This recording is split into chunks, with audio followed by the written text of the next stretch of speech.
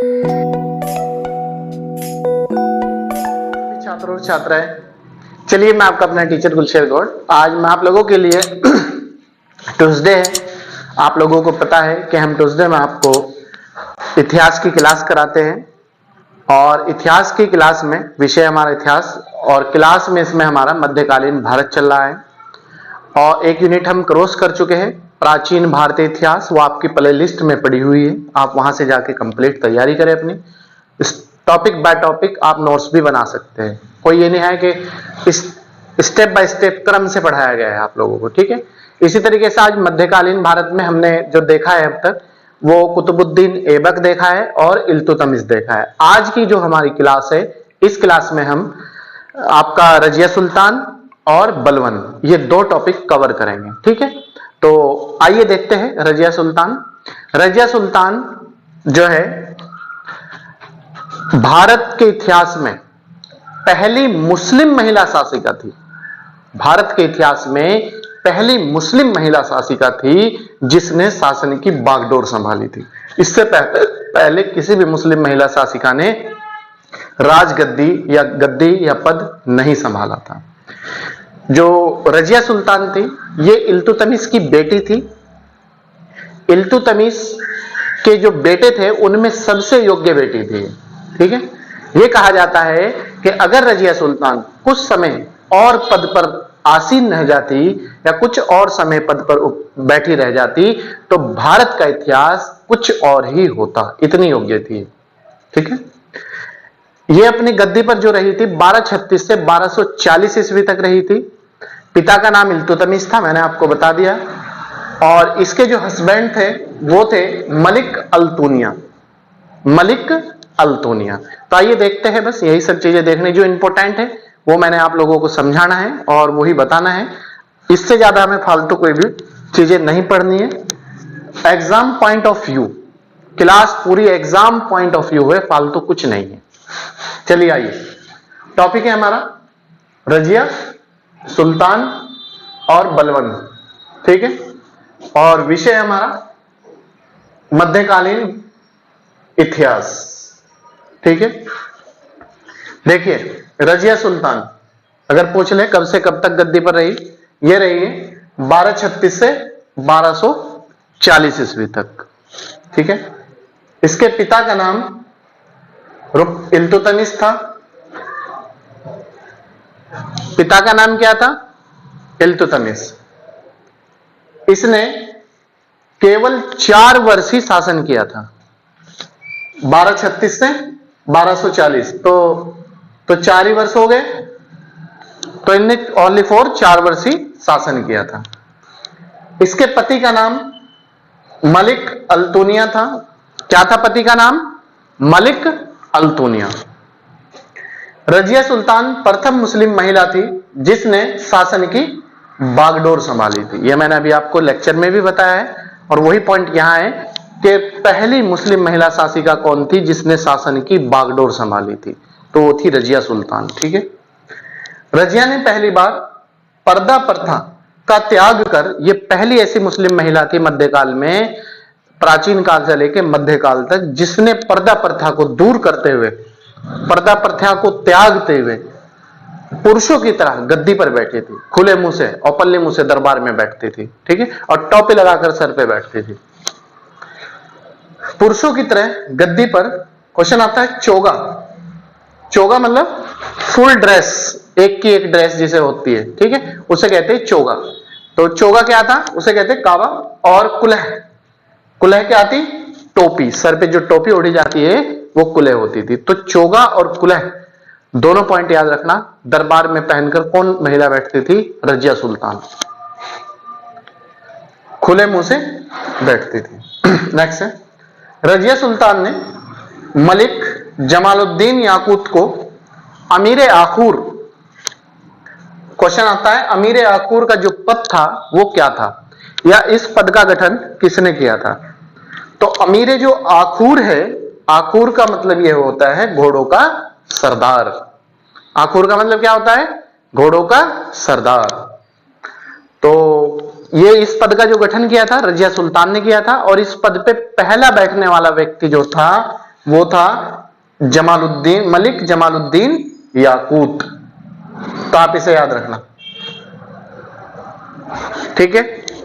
Next है रजिया सुल्तान की प्रसिद्ध जो पुस्तक है वो है तबकाते नासिरी। तबकाते नासिरी जो पुस्तक है वो इसी की है और ये फारसी भाषा में है, ठीक, याद रखना। किस भाषा में है? फारसी भाषा में। नेक्स्ट पॉइंट, रजिया सुल्तान ने ऊंचे ऊंचे पदों पर गैर तुर्कों को, अब तक क्या होता था मध्यकाल में, चाहे वो कुतुबुद्दीन ऐबक रहा हो, इल्तुतमिश रहा हो या कोई और शासक रहा हो, तो ऊंचे ऊंचे जो पदों पे बैठते थे वो तुर्क ही बैठते थे, तुर्कों को ही वो दिए जाते थे, चाहे वो वजीर का पद हो, चाहे सिपह सलार का पद हो, चाहे आपका सेनाध्यक्ष हो, कुछ भी हो, जितने भी बड़े पद थे, ठीक है। लेकिन इसने क्या कहा, इसने अपनी परंपरा को चेंज करते हुए, अपनी परंपरा से हटते हुए इसने क्या किया कि जो गैर तुर्की लोग थे, जो योग्य गैर तुर्की लोग थे, उन्हें इसने दरबार में ऊंचे ऊंचे पद पर बैठाना शुरू कर दिया था, जिससे इसके इस व्यवहार को देखते हुए जो तुर्क अमीर थे जिसने इसे गद्दी पर बैठाया था, वो इससे रुष्ट हो गए, वो इससे गुस्सा हो गए। तो उन्होंने इससे गुस्सा होने के बाद इसे जो है गद्दी से हटाने का निर्णय लिया और बाद में इसे गद्दी से हटाने के बाद कुछ ही समय बाद इसकी हत्या हो गई कैथल नामक स्थान पर डाकुओं द्वारा। तो यही पूरा इसका सिलसिला है, देखते हैं। रजिया सुल्तान ने ऊंचे ऊंचे पदों पर गैर तुर्कों को याद रखना, गैर तुर्कों को सामंत बनाया था।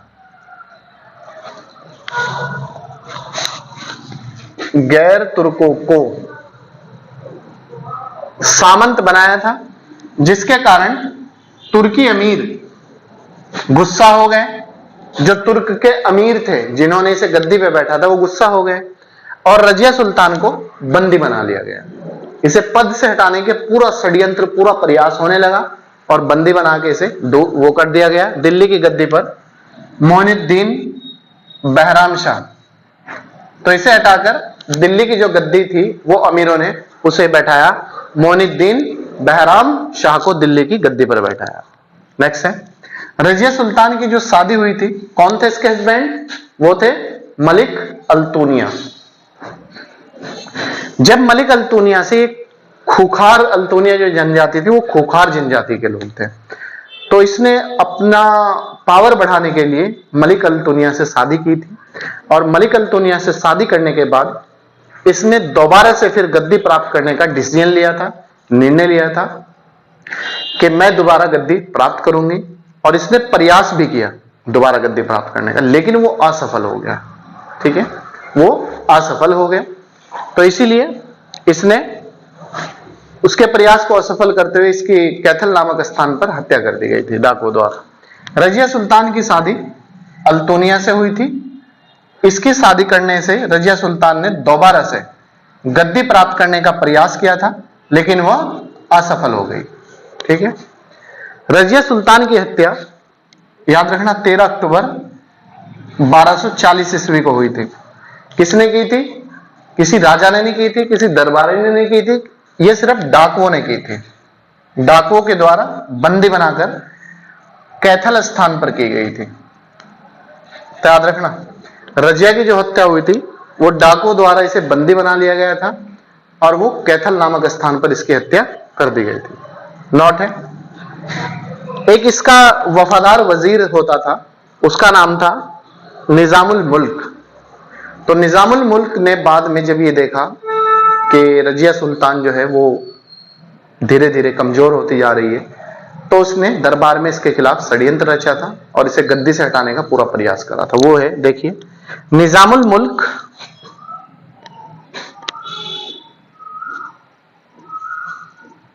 रजिया सुल्तान के प्रसिद्ध वजीर थे। किसके? और आगे चलकर इसने षड्यंत्र रचा था रजिया के खिलाफ। तो यही पूरा बायोडाटा था रजिया सुल्तान से संबंधित। इसके बाद नेक्स्ट पॉइंट है हमारा बलवन। इसके बाद नेक्स्ट पॉइंट है हमारा रजिया सुल्तान के बाद तुरंत गद्दी पर क्वेश्चन आता है किसके बाद तुरंत गद्दी पर कौन बैठा? तो याद रखना, तुरंत गद्दी पर बलवन नहीं बैठा था। बच्चे गलती कर देते हैं। तो तुरंत जो गद्दी पे बैठा था वो बैठा था बहराम शाह, ठीक है, रजिया सुल्तान का भाई था। लेकिन 1242 ईस्वी में 1242 ईस्वी में बहराम शाह की हत्या कर दी गई थी। 1242 ईस्वी में 6 वर्ष बाद ही बहराम शाह की हत्या कर दी गई थी। फिर बहराम शाह के बाद बच्चे फिर गलती कर देते हैं, फिर बलवन कर देते हैं। लेकिन यहां हमें गलती नहीं करनी है, गलतियों से सीखना है, एक चीजों से सीखना है। इसके बाद गद्दी पर अलाउद्दीन मसूद शाह बैठा था। इनका क्रम भी मैं लगवा दूंगा आप लोगों को, लेके कुतुबुद्दीन ऐबक से और पूरी दिल्ली सल्तनत का जो शासन रहा है उनका क्रम लगवा देता हूं, ठीक है, कोई दिक्कत ना मानना आप। अलाउद्दीन मसूद शाह बैठा था। अब बलवन, अब क्या करा बलवन ने दरबार में एक षड्यंत्र रचा था, क्योंकि ये जो था बलवन, ये इल्तुतमिश के दरबार में रहता था और इल्तुतमिश का गुलाम था ये, ठीक है। किसका गुलाम था? इल्तुतमिश का गुलाम। तो षड्यंत्र द्वारा 1246 ईस्वी में अलाउद्दीन मसूद शाह को, ये था अलाउद्दीन मसूद शाह को सुल्तान के पद से हटाकर या गद्दी से हटाकर नासिरुद्दीन महमूद को बैठाया था, ठीक है। अब देखो, रजिया सुल्तान के बाद तुरंत गद्दी पे कौन बैठा? बहराम शाह। बहराम शाह की 1242 ईस्वी में हत्या कर दी गई। फिर गद्दी पे कौन बैठा? अलाउद्दीन मसूद शाह। बलवन जो दरबार का दरबारी था, उसने एक षड्यंत्र रचा और षड्यंत्र के द्वारा अलाउद्दीन मसूद की हत्या कर दी या गद्दी से हटा दिया, ठीक है। इसे गद्दी से हटाने के तुरंत बाद नासिरुद्दीन महमूद को गद्दी पर बैठाया था। अब नासिरुद्दीन महमूद ने कुछ ही वर्ष शासन किया था और यह पहला ऐसा शासक था दिल्ली सल्तनत का जो दरबार में का जो राजस्व था, दरबार से जो पेंशन मिलती थी, जो पैसा मिलता था, उसका इस्तेमाल ना करके इसने अपने व्यक्तिगत जीवन के लिए, अपने बच्चों के लिए, अपना जीवन पालन पोषण के लिए इसने टोपी सिली थी और टोपी सिलकर बेचकर अपना जीवन चलाता था। तो भारत का पहला ऐसा शासक था, ये क्वेश्चन बार बार आता है एग्जाम में, कि जो टोपी सिलकर अपना जीवन यापन करता था। तो वो था आपका नासिरुद्दीन महमूद। नासिरुद्दीन महमूद प्रथम ऐसा शासक था जो शासक के पद पर होते हुए भी अलग से टोपी सिलकर अपना जीवन चलाता था। तो क्वेश्चन आता है, भारत का ऐसा कौन सा शासक था जो टोपी बेचकर अपना जीवन चलाता था? वो यही था, नासिरुद्दीन महमूद। बलवन ने अपनी पुत्री का विवाह नासिरुद्दीन महमूद के साथ किया था। ये जो बलवन था ये इससे बहुत खुश था, तो नासिरुद्दीन जो महमूद था, बलवन ने अपनी पुत्री का विवाह इस शासक के साथ कर दिया था, ठीक है। इस शासक के तुरंत बाद जो गद्दी पे बैठा था तब बलवन बैठा था, ठीक है। बलवन का जो मूल नाम था, एग्जाम में बार बार पूछा जाता है, क्या था? बहाउद्दीन। इल्तुतमिश का गुलाम था। कौन? बलवन। बलवन किसका गुलाम था? इल्तुतमिश का। बलवन फारसी रीति रिवाज पर आधारित नौरोज, जिसे नवरात्रे भी कहते हैं, तो नवरात्रे या नौरोज ये फारसी रीति पर आधारित त्योहार है। तो उत्सव इसने भारत में भी शुरू किया था। इससे पहले ये नौरोज का जो फेस्टिवल होता था, जब तक ये दिल्ली सल्तनत के शासक नहीं आए थे तो वो फारस में ही होता था। तो जब बलवन गद्दी पे बैठा तो इसने फारस की तरह ही भारत में भी नौरोज का त्योहार की शुरुआत करने वाला शासक था या शुरुआत की थी। नेक्स्ट, इल्तुतमिश द्वारा शुरू किए गए तुर्काने चहलगानी। तुर्काने जो चहलगानी का पद था वो 40 गुलामों का जो सरदार होते थे, 40 जो गुलाम होते थे, 40 सरदारों का जो संगठन होता था, उसे कहा जाता था तुर्काने चहलगानी। अपने को मजबूत बनाने के लिए इसका जो गठन किया था तुर्काने चहलगानी का, वो इल्तुतमिश ने किया था, ठीक है। तो इल्तुतमिश ने इसका गठन तो कर दिया था, लेकिन इसे बाद में आगे चलकर जो समाप्त करने की घोषणा की थी या इस पद का समाप्त किया था, इसका दमन किया था, वो किया था बलवन ने, जो इल्तुतमिश का गुलाम था। ठीक है, आगे चल के ये शासक बन गया था। बलवन 1266 ईस्वी में गयासुद्दीन बलवन के नाम से दिल्ली की गद्दी पर बैठा था। तो इसका मूल नाम जरूर आता है एग्जाम में, मूल नाम बहाउद्दीन था। किसका? बलवन का। किसका गुलाम था? इल्तुतमिश का गुलाम था। किस नाम से गद्दी पर बैठा? 1266 में गयासुद्दीन बलवन के नाम से गद्दी पर बैठा था। तुर्कानी चहलगानी जो पद था उसकी शुरुआत किसने की थी? इल्तुतमिश ने की थी। उसका दमन किसने किया था? बलवन ने किया था। बलवन किसका गुलाम था? इल्तुतमिश का गुलाम था। ठीक है। भारत पर सबसे ज्यादा मंगोल जनजाति द्वारा आक्रमण बलवन के शासनकाल में ही हुए थे और ये इन आक्रमणों को विफल करने में सफल रहा था। तो क्वेश्चन आता है एग्जाम में, जो भारत पर मंगोल जनजाति या मंगोलों के सबसे अधिक आक्रमण हुए थे, उस समय भारत का शासक कौन था? उस समय भारत के जो शासक थे वो थे बलवन, और या फिर मंगोल जनजाति द्वारा जो भारत पर अटैक किए गए थे उन्हें असफल करने का जो श्रेय जाता है वो किसे जाता है? बलवन को। या फिर क्वेश्चन आता है एग्जाम में कि बलवन के शासनकाल में सबसे अधिक किस जनजाति द्वारा अटैक किए गए थे? वो किए गए थे किसके? मंगोल। ठीक है, मंगोल जनजाति द्वारा। नेक्स्ट है, बलवन ने इसने दरबार में, अपने दरबार में जो है बलवन ने पहली बार, अब तक किसी शासक ने ऐसा नहीं किया था, दरबार में सिजदा, सिजदा मतलब सर झुकाना, और पैबोस पैर चूमना। सिजदा, सर झुकाना और पैबोस पैर चूमना प्रथा की शुरुआत की थी।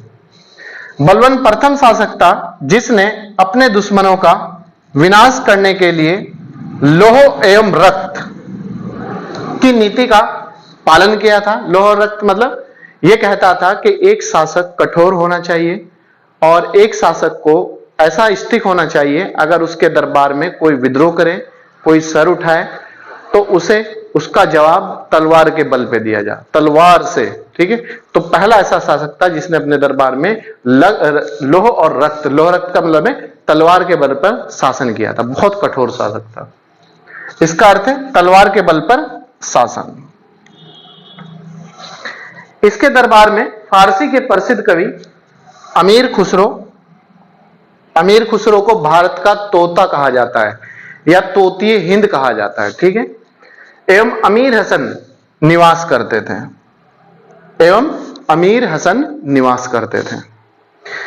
गुलाम वंश का अंतिम जो शासक था, ये क्वेश्चन बार बार आता है एग्जाम में, शमसुद्दीन कैमुर्स था। ठीक है, गुलाम वंश का जो शासक था कौन था? शमसुद्दीन कैमुर्स। तो ये था बलवन और रजिया सुल्तान से संबंधित जो हमारे एग्जाम की दृष्टि से महत्वपूर्ण तथ्य है, फैक्ट है, कॉन्सेप्ट है। इससे बाहर आपको कुछ भी पढ़ने की आवश्यकता नहीं है, बस एनसीईआरटी पढ़ लीजिएगा। ठीक है, बाकी अगर आप इतना कॉन्सेप्ट अपना बना के एग्जाम में बैठते हैं तो आपका कोई भी क्वेश्चन, चाहे वो रजिया सुल्तान हो, चाहे बलवन हो, या फिर इल्तुतमिश हो, या कुतुबुद्दीन ऐबक हो, कोई भी क्वेश्चन छूटने वाला नहीं है। बस आवश्यकता है आपको इसे बेहतर प्रकार से सुनने की, समझने की, और हो सके तो आप एक बार इसे लिख ले, नोट्स बना ले। ठीक है, चलिए, मैं आपका अपना टीचर गुलशेर गौड़, और अगर आप हमारे यूट्यूब चैनल पर नए हैं तो भाई फ्री है, सब्सक्राइब कर लीजिएगा। हम आप लोगों के लिए इतनी मेहनत कर रहे हैं, दिन और रात एक कर रखा है हमने, आपको कंटिन्यूटी के साथ क्लास उपलब्ध करा रहे हैं, और ज्यादा से ज्यादा लाइक और शेयर जरूर कीजिएगा, और अगर पुराने हैं तो कंटिन्यूटी के साथ बने रहिएगा, ज्यादा से ज्यादा लोगों को जोड़ने का प्रयास करिएगा। चलिए, थैंक यू।